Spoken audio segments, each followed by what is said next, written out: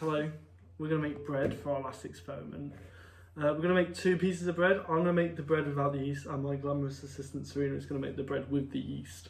I'm going to go through the same steps, the same ingredients that I've set you, so hopefully this works. So the first step is, a cup of flour is 250 ml, so we're both going to have to add 1 cup and a half cup into here. Then we're going to add a teaspoon of salt, and then we're going to add a tablespoon of sugar. Sounds doable. Okay. Right. Do you want to do yours? I'll get the 125. We're going level. We're going level, like we're scientists. Okay. Alright. So as accurate as possible. I'm just going to add the salt to mine and the sugar to mine. So it's a teaspoon of salt and a tablespoon of sugar. We've all got to follow the same design. If we all follow the same experimental design, we all should be okay. So that's the salt and the sugar in mine. What's the sugar in yours? Yep, so this is 2. Like 1.5, you know. No, it's not! It's 1.5 cups of flour. okay, it's fine, I'll take half a cup out. Okay. Half a cup. Okay, that's gorgeous. There you go. Do that. Bop. Do you want to give yourself a teaspoon of salt, which is the first line on the mix? So. Okay.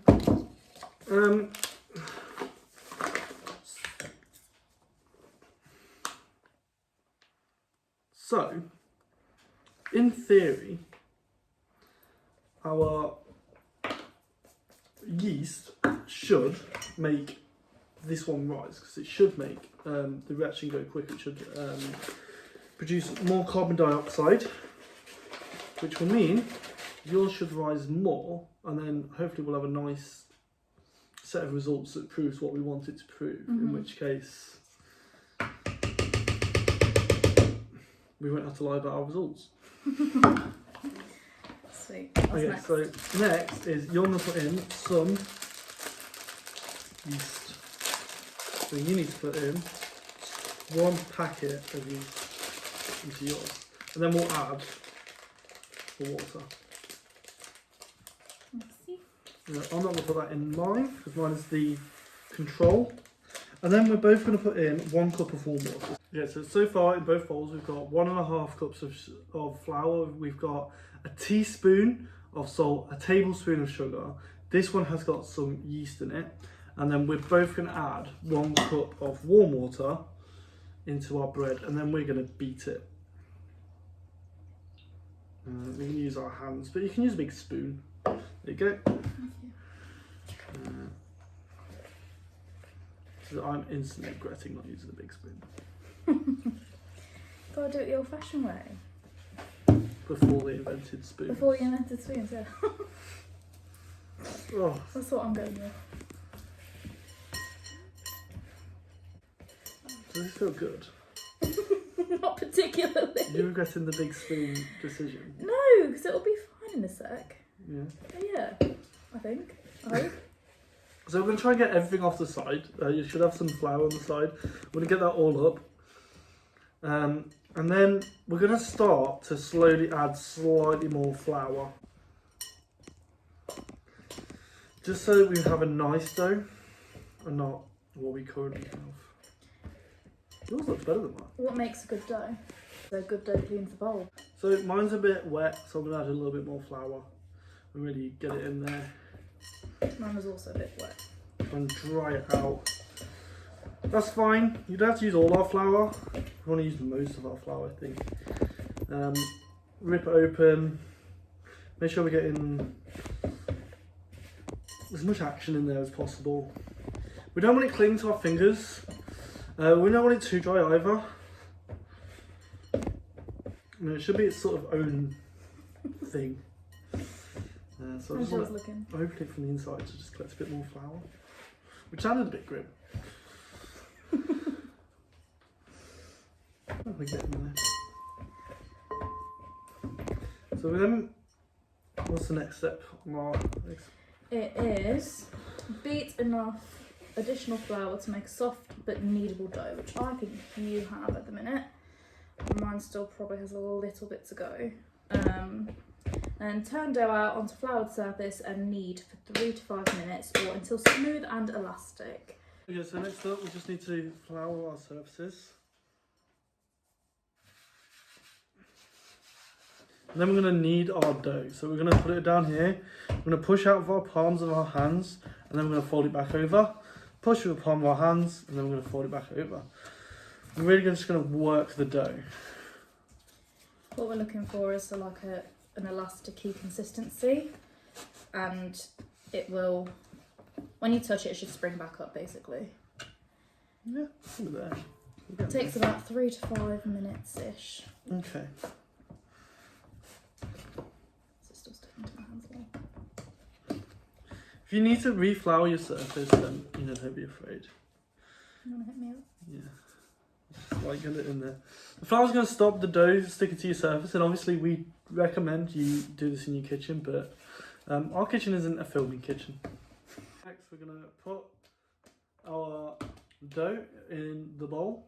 You can put some olive oil in the bowl to help it, but it's not necessary. And then you're just going to cover the bowl with a wet tea towel. We're going to leave it for 45 minutes. Then we're going to return and we'll do the next steps, put it in the oven, and we'll see how it goes. Okay, so the next stage is to punch it down in the bowl. So just doubled in size. Mine hasn't because I didn't put yeast in it. See, Do you want to demonstrate the punching?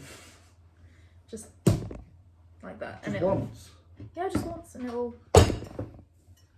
So depending on how your lesson previous to mine went, that might be cathartic. So let me just roll it up, get it into a bread shape. We go for sort of like a tubular shape. Nice, sort of long. Sort of like a Spaghetti. baguette, yeah, submarine shape, I guess. I'm gonna really just roll it, make it look pretty. Because after you finish the experiment, this is, do what you want with it. Feels like a big one, it's upsetting. There's a reason why I want to do the one with the yeast. Okay, not too much because we don't want to overwork the bread. Okay, and then we're going to put 4 slits in each. Now, if you can't tell the difference between the two, you might just want to put 3 slits in to the yeastless bread and 4 slits into the yeasted bread. That's what we're going to do. And then we're just going to put it on a baking tray. Blimey, oh. Let's re-slit it. I'll put greaseproof paper down. Don't have to put greaseproof paper down, it's just sort of helpful. Just pop that on. There. Yeah, we'll give them a little bit of distance between each other so they don't grow into each other. So just there and there. So you guys, because I don't think you can see all that. We have the yeasted and the non-yeasted. We're just going to put this into the centre of our oven at 200 degrees Celsius, 400 degrees Fahrenheit for 15 minutes. Okay, so hopefully we can see our 2 pieces of bread here. We've got our yeasty bread and our non-yeasted bread. Obviously we're not going to be able to do a repeat of this because it's not reasonable to ask anyone to make 6 loaves of bread. So what I'm going to do is I'm going to get everyone to give me their results for this bit, and then we'll put it all together in a massive table and we'll all collate our data like good scientists. We're going to measure how much they've risen. So this one is 2 centimetres tall, and this one is 6.5 centimetres tall, which is over 3 times as big. Beat you. Sorry, go on. So in the table we'll have the non-yeasted bread at 2 centimetres, and then we'll have the bread with yeast at 6.5 centimetres. Obviously we're going to include all of our data together, and then we'll work out a mean and we'll put that into our assignment. Thank you for playing along with me today. I hope you enjoyed the bread that you've made That's it. Thank you very much. Bread.